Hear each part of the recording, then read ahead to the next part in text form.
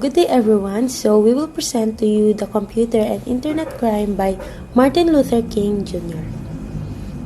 Computer and Internet Crime. The most dangerous criminal may be the man gifted with reason but with no morals by Martin Luther King Jr.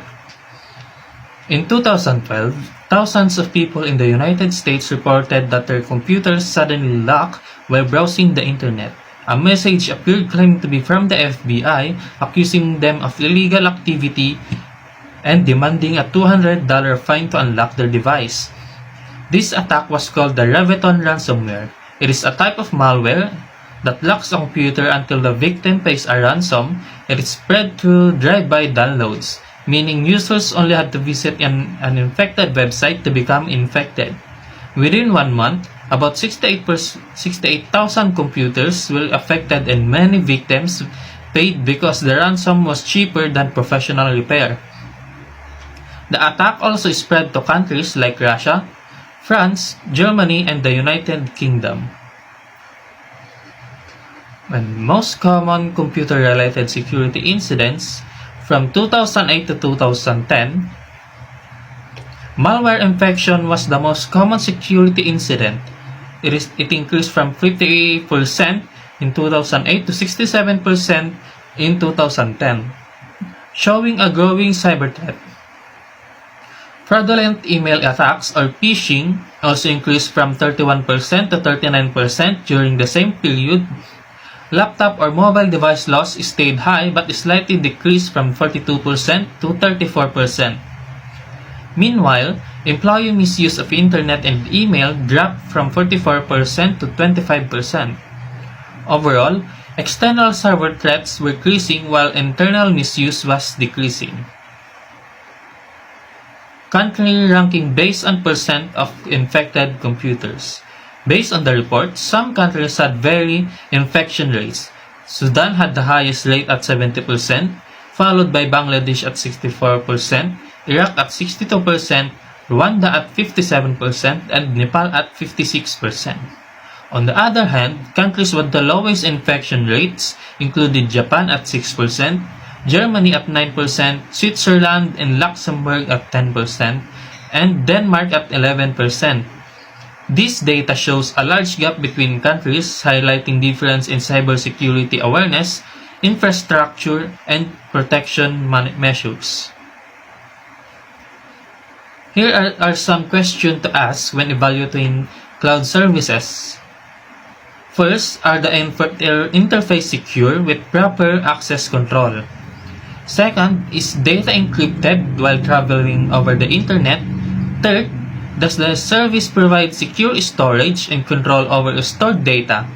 Fourth, are there backup systems in case of human error or natural disasters? Finally, is the cloud provider reputable and financially stable? These questions helps ensure that cloud services are secure, reliable, and trustworthy. And here are some of the total numbers of new software vulnerabilities identified annually. From 2006 to 2011, thousands of new software vulnerabilities were identified each year. In 2006, there were 4,842 vulnerabilities. In 2007, 4,644 were reported. In 2008, the number increased to 5,562. In 2009, it slightly decreased to 4,814. In 2010, it peaked at 6,253, the highest in the period. In 2011, it dropped to 4,989. Overall, the data shows that new security awareness are discovered every year, highlighting the ongoing need for regular software updates and strong cybersecurity measures. Hello everyone, so our topic given is the computer and internet crime. But I will explain to you the types of exploits, but first I will introduce myself. My name is Kimberly Respicio. So, types of exploits, there are numerous types of computers attacks with new varieties being inverted all the time. So in this slide, we are looking at the different ways hackers attack our system. There isn't just one way. Hackers are always coming up with new ideas. Some common examples are viruses, worms, and Trojan horses. There's also spam email and more advanced attacks like DDoS and phishing, which is I will explain in the new few slides. So in this slide, it's all about the CAPTCHA. I think you have probably seen this before. It's a test where you have to type letters to prove you aren't a robot. It stands for Completely Automated Public Turing Test to tell computers and humans apart. Its main job is to make sure a real person is using the site and not a computer program or a person trying to hack in. So next is the DDoS attack. This happens when a hacker uses many different computers to flood a website with too much data all at once. Because the website is getting so many requests, it gets overwhelmed and crashes. This makes the site stop working for the people who actually need to and to use it. In this slide, let's talk about phishing. This is a scam where hackers send fake emails to trick you into giving away your personal info like passwords. They usually try to scare you or promise a reward if you click their links. And there are three main types of phishing. First is the spear phishing. It's a targeted attack on a specific person. Smishing through SMS or text messages. Phishing is a phishing through voice calls or phone scams. So I will explain to you the types of perpetrators. In my understanding, hackers attack system to test them or because they are curious. Crackers break into system to steal data or cause damage. Insiders are people inside a company who steal secret information. So cybercriminals attack system to make money. And then the hacktivists attack to support their beliefs, and cyber terrorists attack to cause fear and damage important system. Overall, I learned that cyber threat actors have different reasons, but all of them can harm system, organization, and people.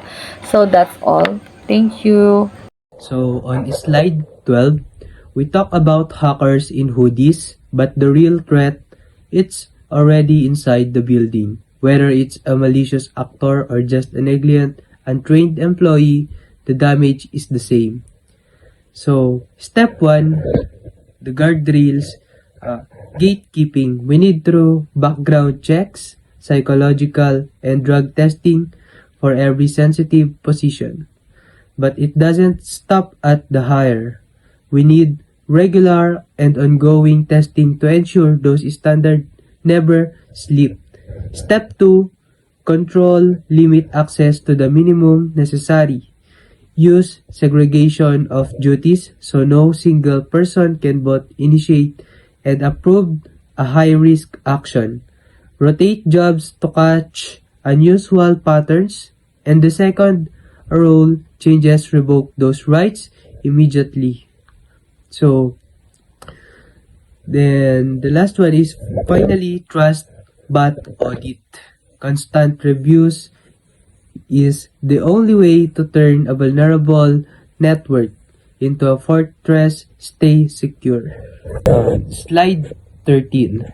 In the 1950s, the digital world was a wild west with zero sheriffs, no laws, no limits, but as technology evolved, so did the consequences. So the legal arsenal. Today, the federal government isn't playing catch-up anymore. We have the Computer Fraud and Abuse Act targeting unauthorized access and harmful code, and the USA Patriot Act, which classifies hacking as cyber terrorism if it hits medical gear or causes injury. The consequences is still an identity. That's the Identity Theft Deterrence Act, up to 15 years in prison. Mess with credit cards, you're hitting Section 1029 from password trafficking to stored communication breaches. The law has finally logged on. In the world of cybercrime, the glitch isn't just in the system. It's in the life of anyone caught in the crosshairs of federal. Slide 14. So, what is trustworthy computing? Essentially, it's a framework for making tech actually reliable. It focuses on three main pillars: security, privacy, and reliability. But it's not just about the code. It's built on sound business practices that organizations are demanding right now. In short, it's the global standard for computing we can actually trust. On slide 15, Microsoft supports trustworthy computing through your four critical pillars: security, privacy, reliability, and business integrity. They invest heavily in expertise and global partnership with law enforcement to create a secure environment while educating consumers on digital safety. Privacy is treated as a top priority by contributing to international standards and giving users actual control over their data. On the technical side, reliability means building systems that stay functional during disruptions, recover without data loss, and work exactly as promised with minimal software bugs. Finally, they maintain business integrity by being transparent, taking full responsibility for technical problems, and keeping their promises to customers worldwide. On slide 16, risk assessment is the critical process of evaluating security threats to an organization's computers and networks, whether they come from internal errors or external attacks.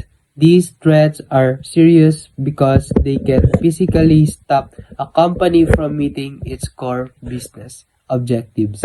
To handle this, general security risk assessment follows a specific flow. First, you specify the potential threats, then you analyze the frequency and total impact of the events. You also have to account for any anticipated or actual changes in the tech environment by performing this cost-benefit analysis. Organizations can weigh their security options and decide exactly how to protect their assets before a disaster happens. Now, I will explain the risk assessment for hypothetical company. Risk assessment means checking possible computer threats and understanding how dangerous they are to a company. In this table, we can see different threats such as distributed denial of service attacks, harmful email attachment, computer viruses, and payment fraud. The table shows often these attacks happen in a year. It also shows a possible damage caused if the attack is successful. For example, some attacks may happen many times but cause small damages. Other attacks may happen only once but can cause a big damage. Companies use this information to decide which risks are more serious. This helps them know which problem they must fix first to protect their systems and data. Risk assessment is very important because it helps companies prepare before attacks happen. Establishing a security policy. A good security policy delineates responsibilities and the behavior expected of members of the organization. A security policy outlines what needs to be done but not how to do it. So, a security policy is a set of rules to protect company system and data. It explains the responsibilities of employees. It tells what needs to be done to keep the company safe. But it does not explain step by step how to do each task. Next is educating employees and contract workers. An ongoing security problem for companies is creating and enhancing user awareness of security policies. Employees and contract workers must be educated about the importance of security so that they will be motivated to understand and follow the security policies. This can often be accomplished by discussing recent security incidents that affect the organization. So, companies must train workers about security rules. Employees need to understand why security is important. Training helps prevent mistakes that can cause cyber attacks. Companies can also teach workers by showing real security incidents. Prevention. No organization can ever completely secure from attack. The key is to implement a layered security solution to make a computer break-ins so difficult that an attacker eventually gives up. Installation of a corporate firewall is the most common security precaution taken by business. A firewall stands guard between an organization's internal network and the internet, and it limits network access based on the organization's access policy. So prevention, no company can be 100% safe from cyber attacks. But companies can reduce risk using strong security protection. One important protection tool is a firewall. A firewall protects the company networks from outside internet threats. It controls who can access the network. Next is top-rated firewall software or personal computers. This slide shows examples of security programs like Norton, Kaspersky, and Zone Alarm. These security programs help protect computers from viruses, malware, and hackers. They scan files, monitor activity, and warn users if there is a threat. Both companies and personal users use security software to protect important data. Using trusted and updated security software is very important for computer safety. Regular updates help protect computers from new types of cyber attack. Intrusion detection systems. An intrusion detection systems or IDS is a software or hardware that monitors system and network resources and activities and notifies network security personnel when it detects network traffic that attempts to circumvent the security measures of network computer environment. In short, an IDS helps protect a network by identifying threats and warning administrators so they can take actions. Then next is the installing antivirus software on personal computers. So, antivirus software should be installed on each user's personal computer to scan a computer's memory, and this drives regularly for viruses. So, lahat daw ng personal computers ay kailangan ng antivirus para ma-prevent yung mga virus. Then, next is the addressing the most critical internet security threats. The overwhelming majority of successful computer attacks takes advantage of well-known vulnerabilities. Computer attackers know that many organizations are slow to fix problems, which makes scanning the internet for vulnerable systems an effective attack strategy. Then next is the detection. So, even when preventive measures are implemented, no organization is completely secure from a determined attack. Thus, organizations should implement detection systems to catch intruders in the act. Organizations often employ an intrusion detection system to minimize the impact of intruders. Response.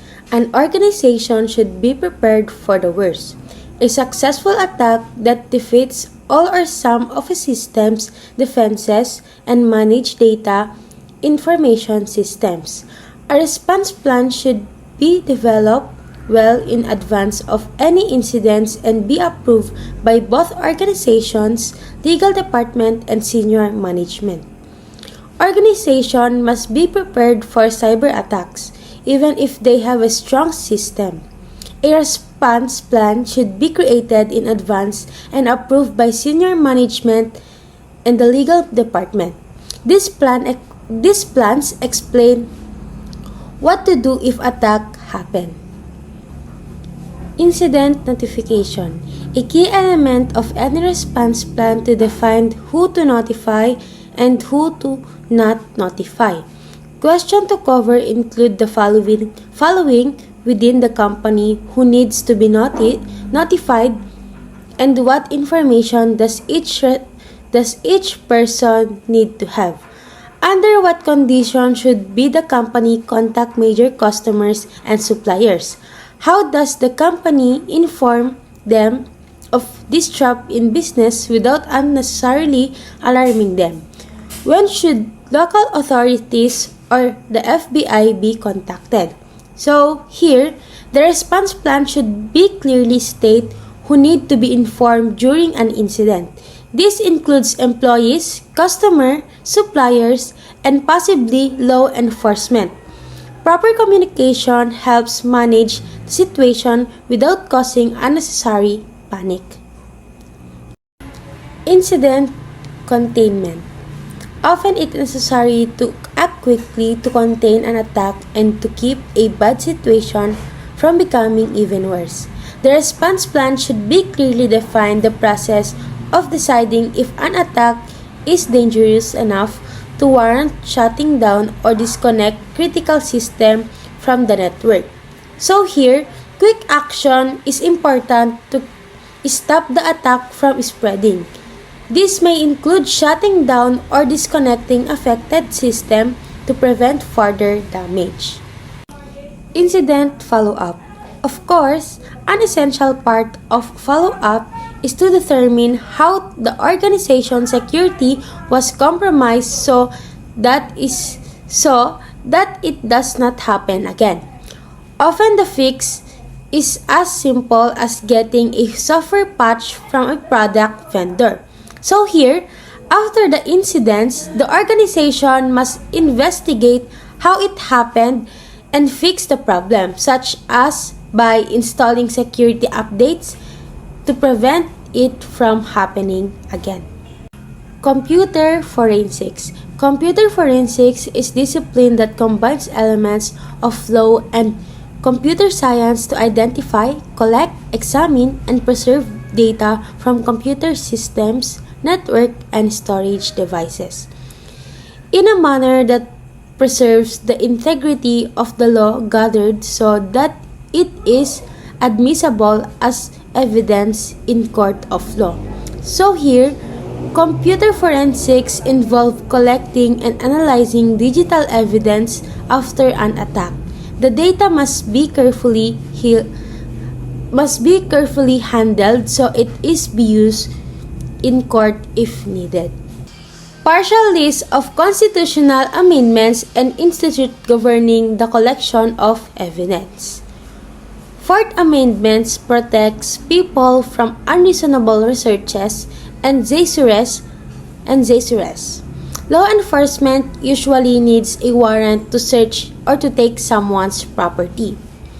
Fifth Amendment protects people from being forced to testify against themselves. This is self-incrimination. Next is Wiretap Act.